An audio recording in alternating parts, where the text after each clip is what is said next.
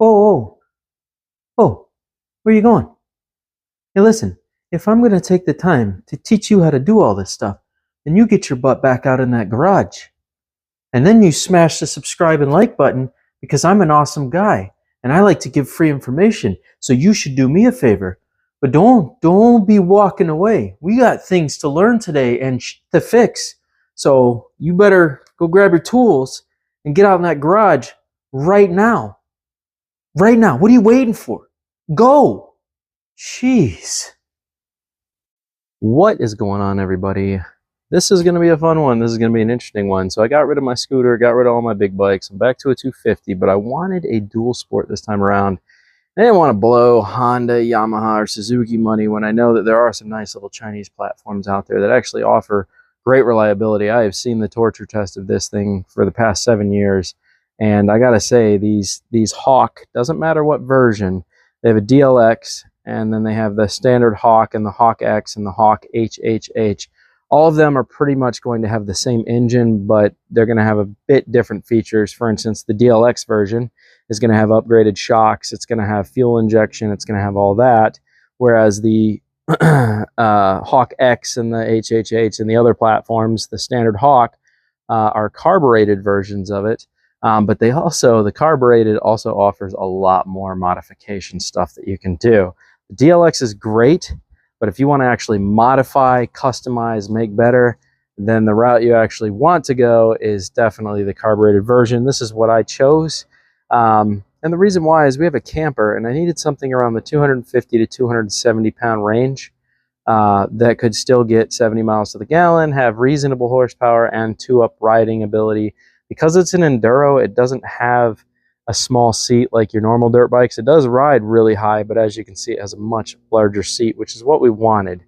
We wanted a larger seat, right? That way both of us could comfortably ride for long distance. These go about 62 miles an hour, stock format.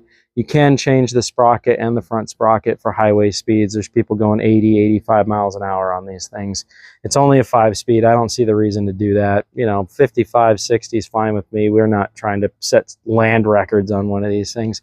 We just want the ability where we can throw this on either the back of the trailer or load it up into the camper and strap it down.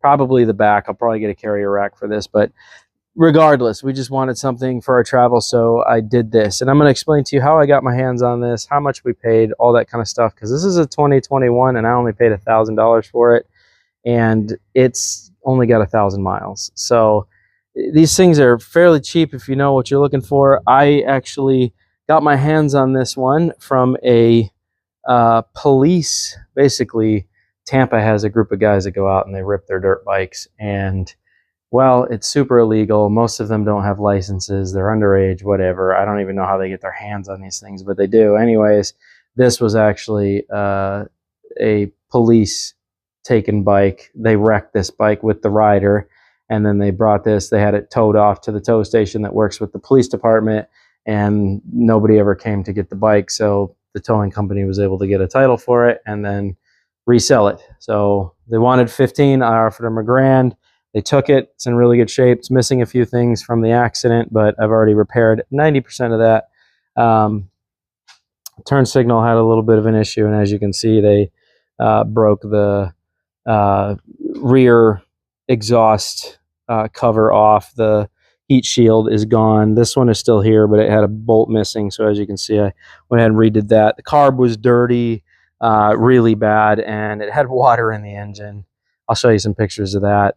So I don't know where they were riding this, but they flooded it a few times and just didn't care about getting the water out of it. So as you can see, I have put fresh oil in it. There's a little bit sitting at the bottom there that you can see right there. The bike's at a lean, so it's kind of hard to see, but I managed to get all the oil out of it, all that stuff. I cycled a bunch of fresh oil through it. So cylinder's fine. It's got great compression, runs like a top. I'm still doing a little carb tuning on it right now, but other than that, it's a ripper.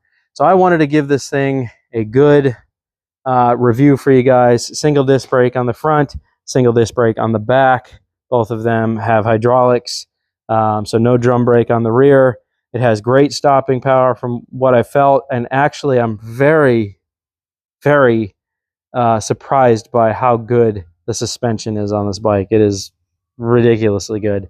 the bumps I would normally feel on the road on my normal bikes, this thing just eats it and keeps going.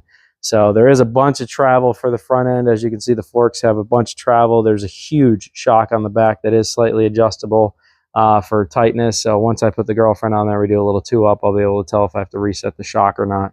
I'm assuming I'm going to. But other than that, it's a 5-speed. It makes roughly 14 horsepower in stock format. I've seen people take them up to 300cc, whatever, or just get a nibby carb for it. This does have an aftermarket carb. Somebody already slapped a Japanese on there, a Japanese TA on there. So I went ahead and just cleaned it, slapped it back together, reset the air idle fuel mixture. It still needs a little bit of tuning, but it's doing good. I went ahead and put a Iridium NGK $20 gold standard plug in there that is like the best of the best, people say. This engine is based off of a CG 125 Honda engine Cologne, and then obviously they put a little bit bigger bore on it. They brought it up to 229 cc's. It's being branded as a 250cc bike. It is a Cologne motor of Honda. I hate to say that, but that's just the reality of it. It's just a Honda engine, basically, which is neat because then you can put all Honda parts on it, which is what people have obviously already started doing. So that being said, I say we take this thing for a rip. I say I got to go to the girlfriend's. As you can see, it's got a ton of seat room. I got to go to the girlfriend's. So I figure we'll give this thing a review. You can listen to this Brap machine on the way. I don't want to talk your ear off too much more. I just wanted to give you kind of the rundown. These street tires actually do really well. I was actually very impressed by how good these street tires are. They have a ton of tread left on them. This thing starts up like a top. So, yep. I'm going to be putting my phone on here so I can see my speed because I don't trust this at all in the slightest. It's bouncing all over the place, which tells me the speed sensor needs to be replaced. So this thing's just kind of jumping all over the map. I'm not even going to worry about that. My phone's going to go right here so I can pay attention to my speed through GPS. And I say we go give this a review, give you my thoughts as we ride. All right. The Hawk 250. It's actually a pretty amazing little Chinese bike. Little zingy, little noisy, but I mean, what do you expect? It's an enduro, it's a dirt bike, you know. It also has some pretty old school technology. It's got tappet valves and all sorts of other stuff, you know. But it flows with traffic just fine. Obviously the people in front of me are trying to rip and speed, so I'm not trying to keep up with them, but the point is, it does just fine. It's a very stable bike. It grabs the road just fine. It has no issues that I'm aware of. The braking is very solid. The shifting is pretty smooth. Neutral can be a bit of a pain in the butt every now and then, but it's not that bad.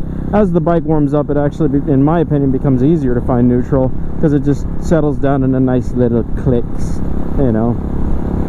So I am gonna go wide here. These people are kind of just chilling. Because it's air cooled, I like to kind of keep as much, you know, air on the cylinder as I can. So I like to stay on the move as much as possible. This is Florida, so I have the fact that it's a nice day out going for me right now. It's nice and cool. I will be putting an oil cooler on this because I think it'll definitely benefit this engine, and I'm not sure I like the carburetor. It kind of fluctuates, and that could just be the fact that it needs bigger jets and a little bit more tuning, but I feel like I have it honed in pretty good, and the idle still kind of likes to go up and down, and it's got no air leaks, which tells me that's definitely a carburetor problem still.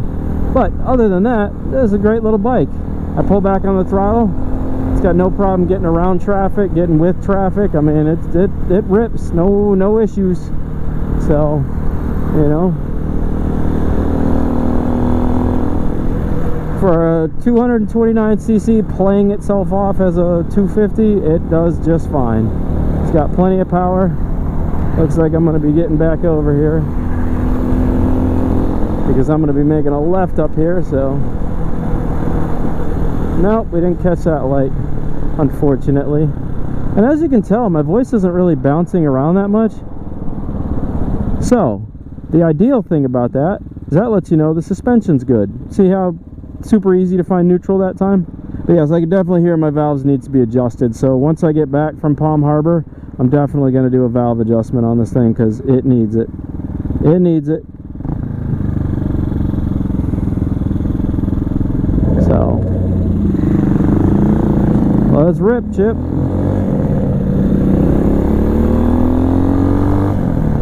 But other than that, I appreciate this thing. I pull back. It's got plenty of power, good RPM range. You know, it's not a regular dirt bike by any means. You know what I mean? It doesn't have the power of a standard dirt bike. So, but it's good for what it is. It could do some mild trail riding, maybe a little bit of abusive hard off-road stuff if it was a single rider. But I would think overall this thing probably does better with one rider, basic conditions, kind of out just having fun, some fun trails, you know, some grassy long trailed stuff like that. This is not going to be a sand digger. Like, you couldn't take this out to a sand pit and beat the crap out of it. It would probably do all right in mud pit areas if you got the right tires on it, things like that. But I would say overall this is more just kind of a basic off-road all-terrain vehicle. It's not really a heavy hitter by any means, and it's not designed to be, just to be clear about that. This is just not designed to be a heavy hitter, you know. But as you can see, I'm flowing with traffic. It seems to do just fine. It's holding the road. There's not massive amounts of vibrations. The chain's holding up. It's shifting gears good, you know.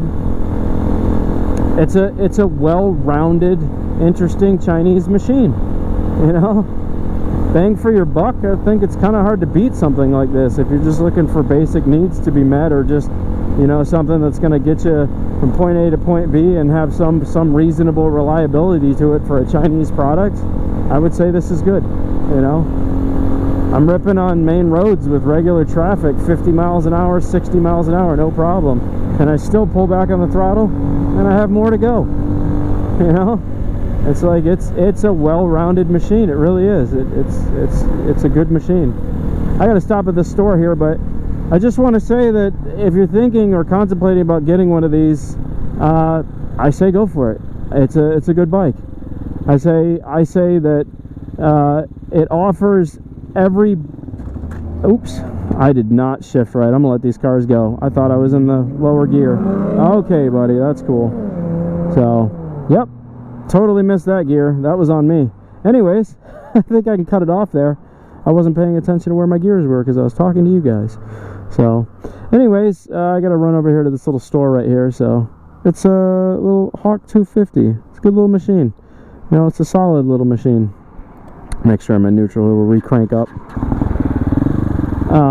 Yeah, it runs good for what it is. It's a great machine, you know. So let me make sure nobody's taking this turn right here.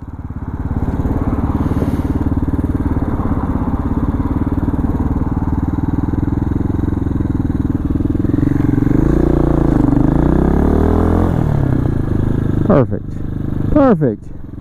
You get out of the road here. Okay, come on. Yeah, see what I get for not paying attention? I totally missed a gear. Anyways, yeah, good little bike. Solid machine, well-rounded all the way around. The Hawk 250, you know, if you can afford one, I say go for it. You can pick them up used market for like $1,000. You just gotta wait a little bit. Most of the time they're gonna go for around 12, 13, but totally worth it. Great bikes, solid machines, keep up with traffic. You know, if you get the off-road tires, then you get a little bit of that off-road ability. You know, obviously I'm going to replace that guard that's missing there, but I mean, for the most part, solid machine, very solid. So I'm happy. It's a good solid machine. If anybody has been thinking about this and you're at least, I would say 5'9", you're going to be on your tiptoes, but 5'9" I think is going to be your cutoff. Anybody shorter, you're going to have a really hard time riding this thing.